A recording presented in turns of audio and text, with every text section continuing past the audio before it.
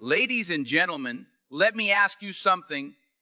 Have you ever found yourself standing alone, wondering why the world seems to have passed you by? Have you felt that weight in your chest, that hollow sense of separation from everyone and everything? It's a haunting feeling, isn't it?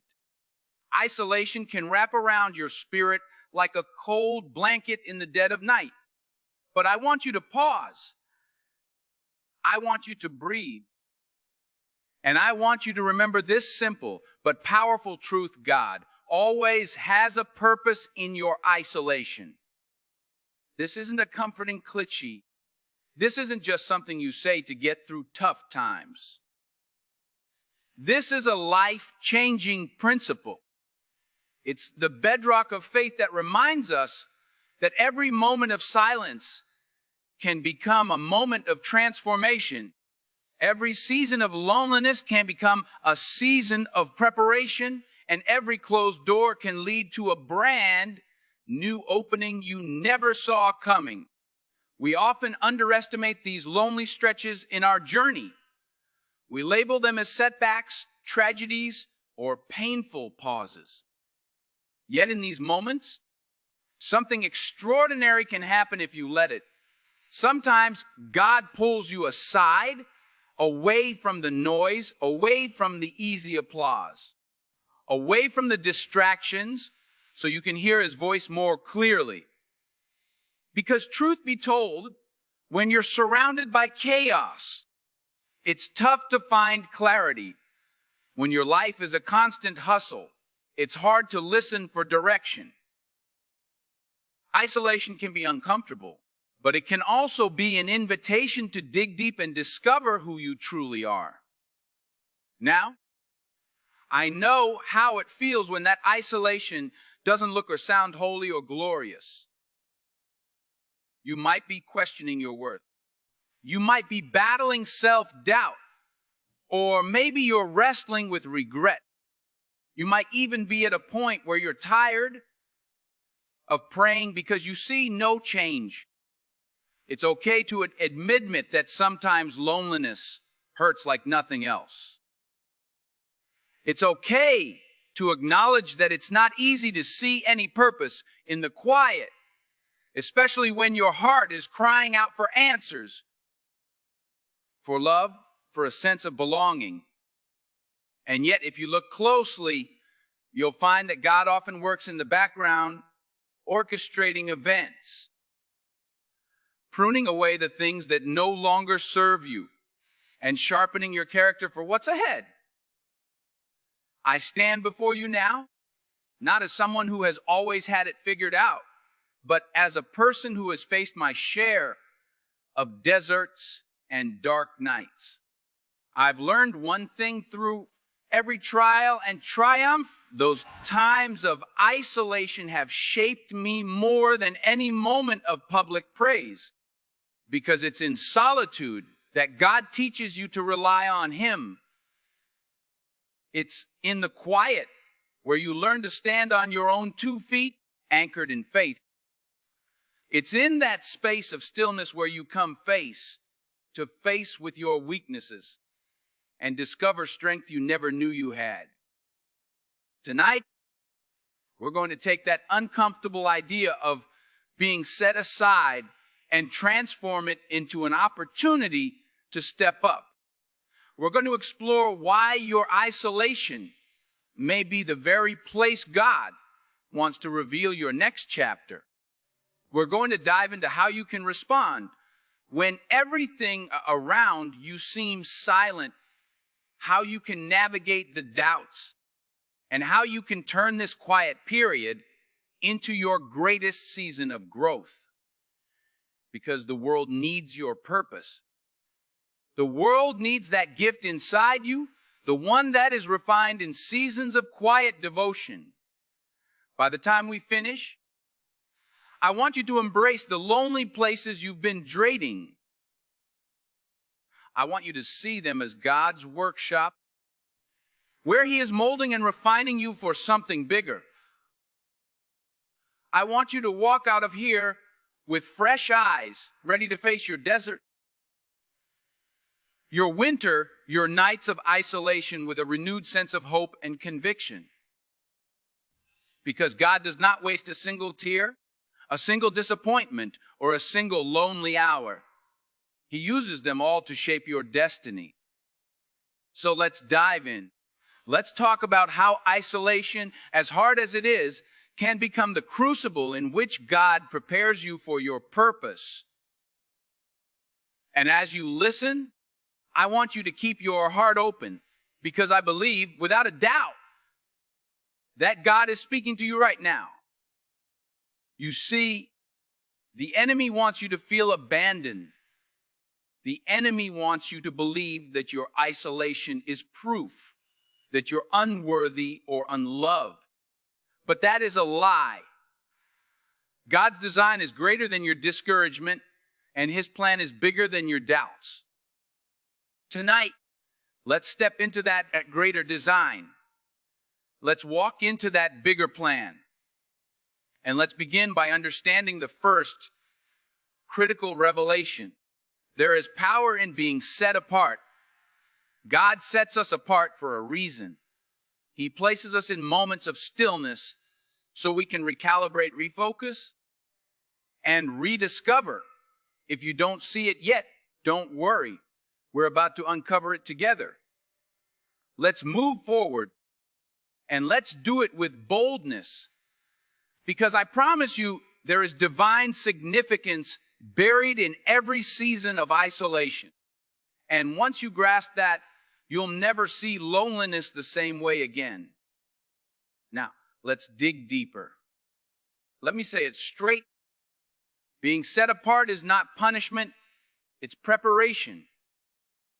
Many of us misunderstand isolation, thinking it's a sign of failure or defeat. We assume it means we've been rejected, that we have nothing left to give. But there's a different perspective, and it starts with that strong, resounding truth. God chooses certain seasons to set you apart because He has work to do in you. He wants to refine your vision, to strip away the clutter, and to fill you with new passion. He wants to shape your heart in the secret place before He reveals you on the public stage. Think of someone training for a marathon. They don't do that out in the bright lights every day. They wake up before dawn. They run alone. They sweat when no one's watching. They push their limits. And while the world is asleep, they're building strength that will carry them through the hardest miles of the race. Isolation is your spiritual training ground.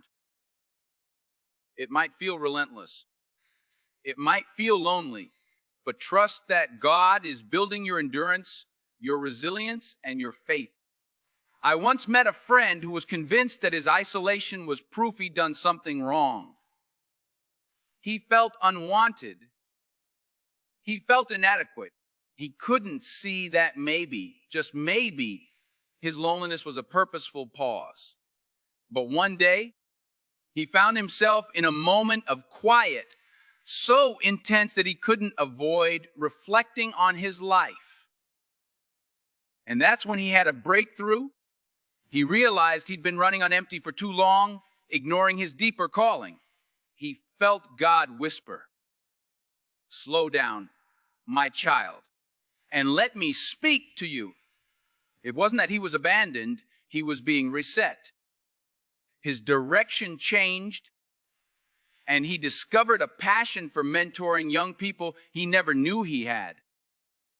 That new mission was born in isolation.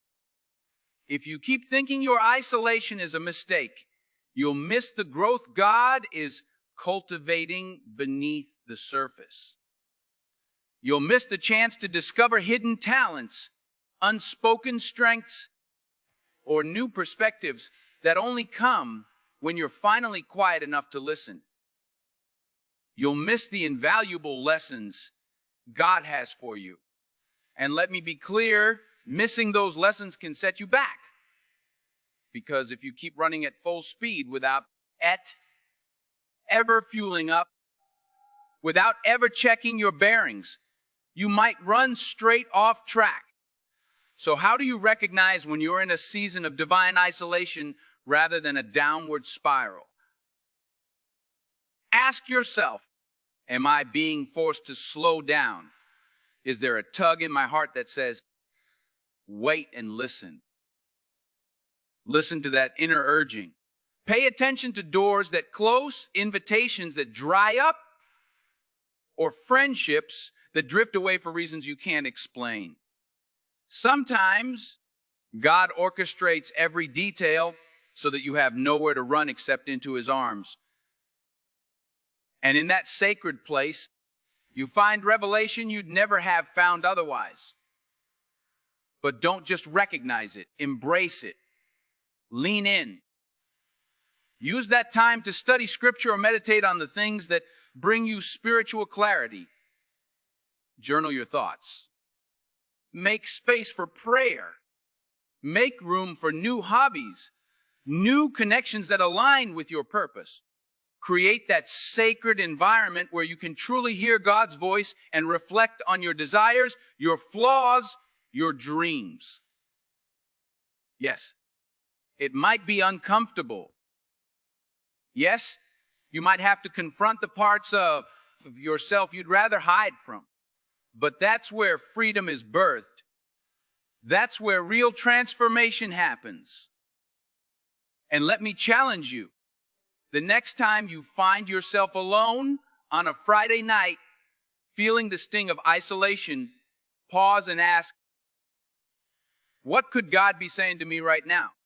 What am I refusing to hear because I keep distracting myself? If you keep drowning your solitude in noise, social media, endless TV shows, meaningless chatter, you might prolong the lesson. You might keep wandering when you could be waiting with expectation. Instead, try to rest in that moment of quiet. Let God speak. Let him place new dreams in your heart or remind you of the old ones you've shelved. Remember, the isolated place can be a place of power if you allow it to be. It's not a curse, it's a calling. It's where you learn to depend on God alone, to dig into your own soul, to find truths that can guide you. This is not always comfortable, but growth rarely is. Embrace the tension, embrace the pause, and prepare yourself for the strength that emerges from it. Because the second critical revelation we're moving toward is this: in your isolation, God is strengthening your spirit for something you cannot even imagine yet. Think about that for a second. Really let it settle in your heart. God is preparing you for something that exceeds your current plans, your current dreams, your current comfort zone. That's why the process is so crucial. And when you recognize that, you stop fighting the silence. You stop resenting the closed doors. Instead, you start thanking God for them, because you know that every closed door might just be guiding you to the right one. That's how you shift your perspective. That's how you gain peace in the middle of loneliness. And as we journey further, I want you to hold on to that shift, because it's going to carry you through the next defining truth of tonight. Isolation is the furnace where your spirit is refined. Let's build on that idea in your isolation. God is strengthening your spirit for something greater than you can imagine. That's a big claim, right? But I want you to realize just how meaningful it is. Sometimes you ask God for a major blessing. Maybe you pray for a new career, a deeper relationship, a chance to leave a legacy. You say, Lord, use me. Expand my territory. And guess what? God hears you. He loves a heart that's ready to serve. But here's the twist. If you're not ready, he can't give you the fullness of what he has planned. Why? Because what good is a blessing you can't sustain? What good is a promise you aren't strong enough to hold? That's where isolation steps in. It's in isolation that God tests your heart. He's not punishing you. He's qualifying you. He's helping you shed the baggage you've been carrying, the self-doubt, the bitterness, the pride. He's molding you into a vessel that can hold the abundance he wants to pour out. Because when that abundance comes, you need the capacity, spiritually, emotionally, and even mentally, to handle it with wisdom, humility, and gratitude. Let me share a story that might resonate. A young woman felt God calling her to speak to large crowds. She felt a fire in her bones, an unshakable desire to inspire, to uplift, to bring hope. Yet every time she tried to move forward, she found herself isolated again, overshadowed by peers, overlooked by mentors. It felt unjust. Felt like maybe she wasn't cut out for that calling. But in the quiet of her struggle, she developed discipline. She started studying daily, praying daily, practicing her craft daily. She built resilience. And when years later, she finally got the chance to speak on a bigger platform, she was ready. Her voice carried conviction that only formed in those lonely nights. Her words had power drawn from the depth of her isolation. People felt the authenticity born from her trials. But consider this. What if she hadn't gone through that preparation? What if she had been thrust into the spotlight too soon without the spiritual maturity to handle the pressure and the responsibility? She might have crumbled, or worse yet, she might have led people astray.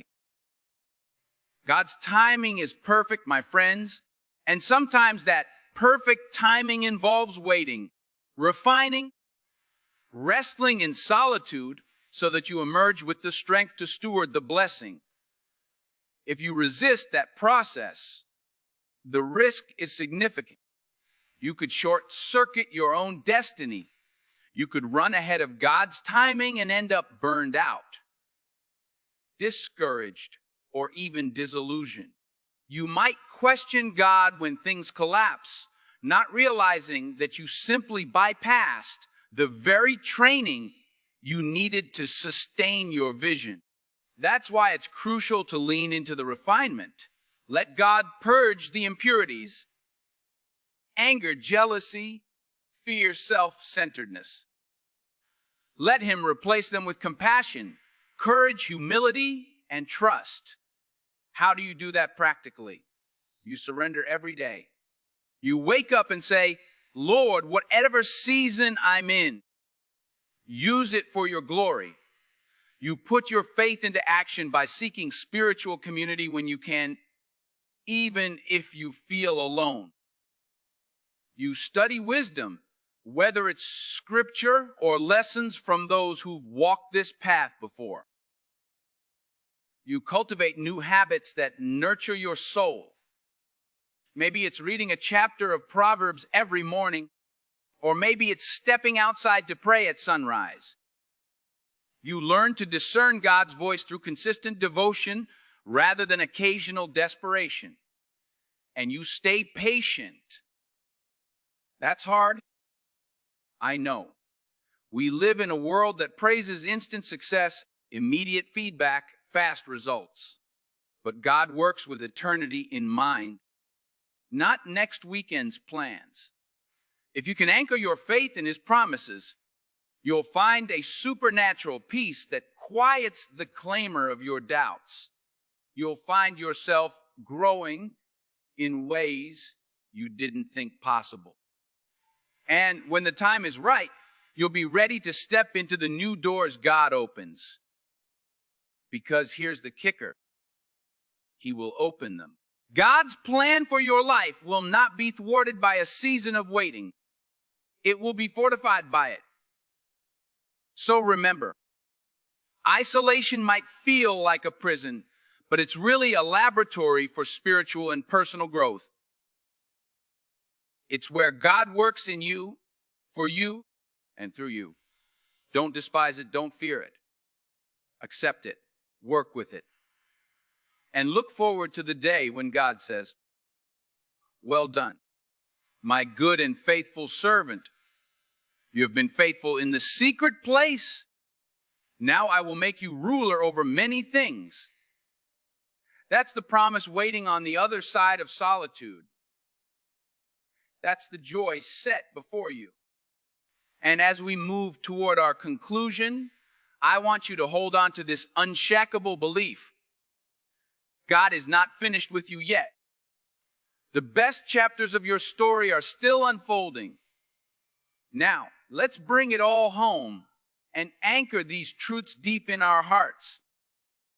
We've talked about being set apart and how it's not a punishment, but rather a preparation. We've explored how isolation can become a furnace of refinement, melting away our insecurities and forging a stronger spirit within us.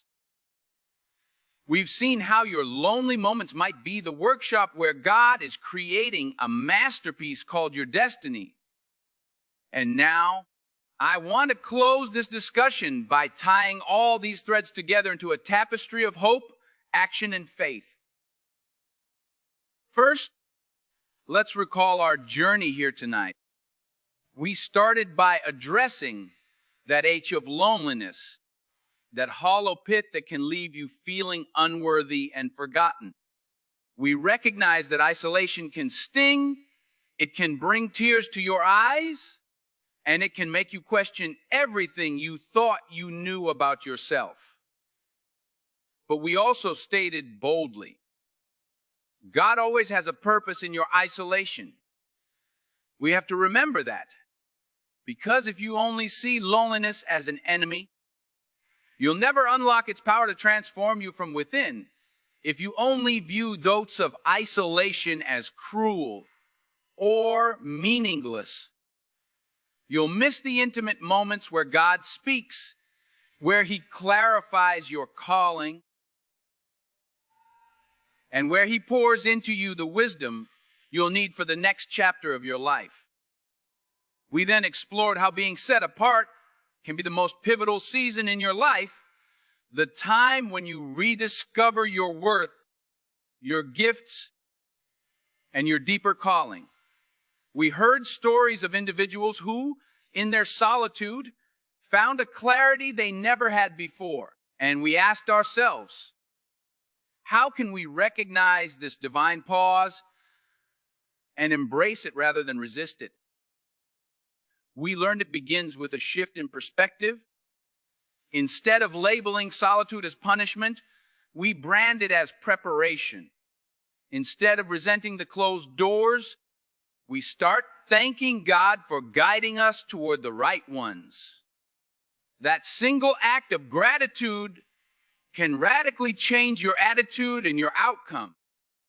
We delve deeper, realizing that in this quiet space, God is actually strengthening your spirit. He's building you up. He's testing your resolve. He's sharpening your vision so you won't buckle under the weight of the blessings you've prayed for. Isolation becomes less about suffering and more about shaping. It becomes the place where you release bitterness, fear, and pride, and where you cultivate humility, courage, and unwavering faith. It becomes the environment where your daily surrender leads to a purified heart, ready to hold the abundant plans God has for you. So what now? How do we walk forward with all we've learned? It starts with making a conscious decision to trust God's process. Because it is a process, that means patience, perseverance, and prayer. It means telling yourself day after day, I may feel alone, but I'm never truly abandoned. My God walks with me, even in this valley, even in this desert, and especially in this silence. Let that faith inform your choices. Let it guide how you spend your time in isolation. Don't just fill the silence with noise.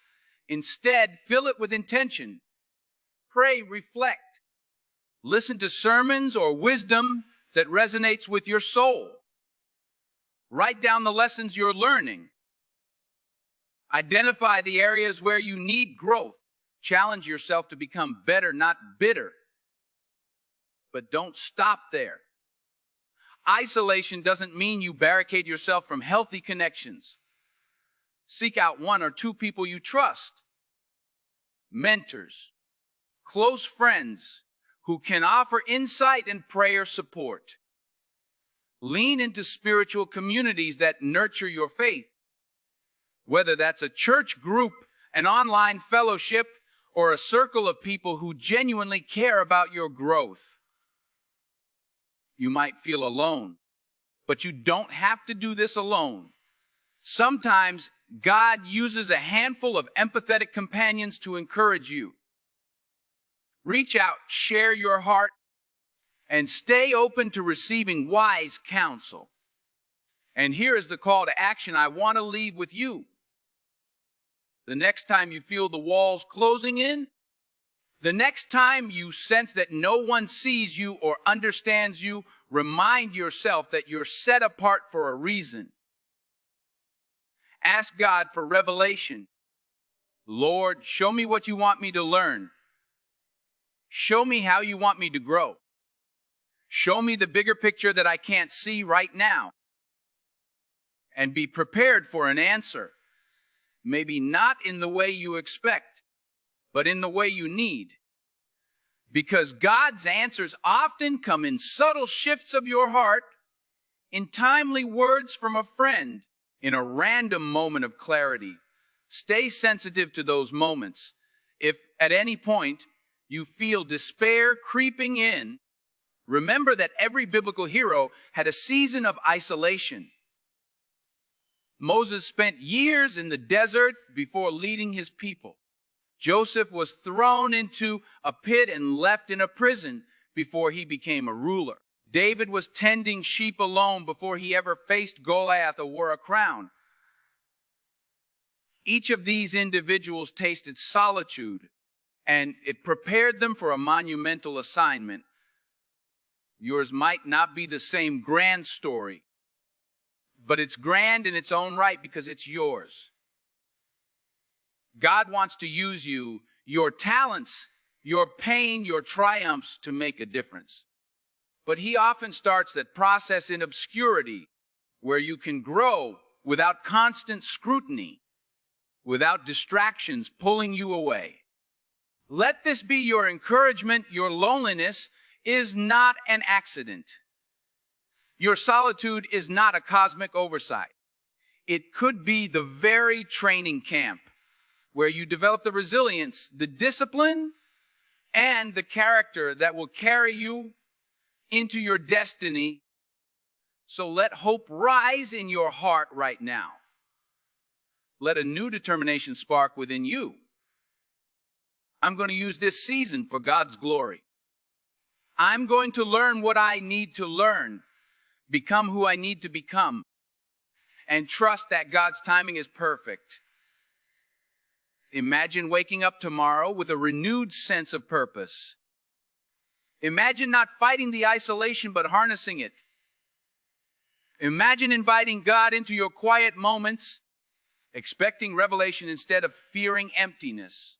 That change in mindset alone can open doors of opportunity, both internal and external.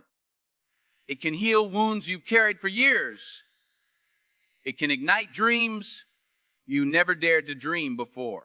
It can position you for a breakthrough that once felt impossibly far away. And as we close, I want to speak hope directly into your spirit. You are not forgotten. You are not forsaken. And you are not a failure. God has etched your name on the palms of his hands. He sees you.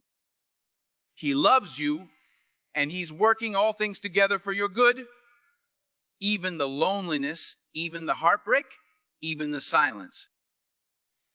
If you can grasp that truth, if you can walk out of here with your head held high, knowing that your isolation has purpose, then you are unstoppable. You will be like a tree planted by streams of water, rooted deep, nourished by God's presence, and ready to bear fruit in due season. So step out of the shadows of shame or fear and step into the light of God's promise. Your story is unfolding perfectly according to his schedule, and every piece of it, the waiting, the heartbreak, the confusion, can be turned into a testimony of his faithfulness. That's the kind of God we serve. That's the kind of story you're living. And that's the power of embracing your season of isolation. When you finally understand that God is in control, even when you feel most alone, everything changes. Your pain becomes a platform for growth. Your tears become seeds of joy. And your isolation becomes the launching pad for the life you've prayed for. Now, before we go our separate ways, I want you to remember this one unshakable declaration. God always has a purpose in your isolation. Let that echo in your soul.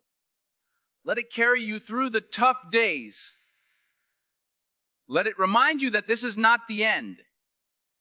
This is preparation for your next beginning.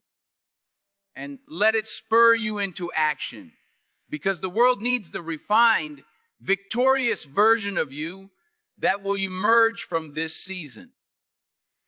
Go forward with faith. Go forward with hope. And never forget that the silence of isolation can be filled with the voice of God, calling you to rise and shine.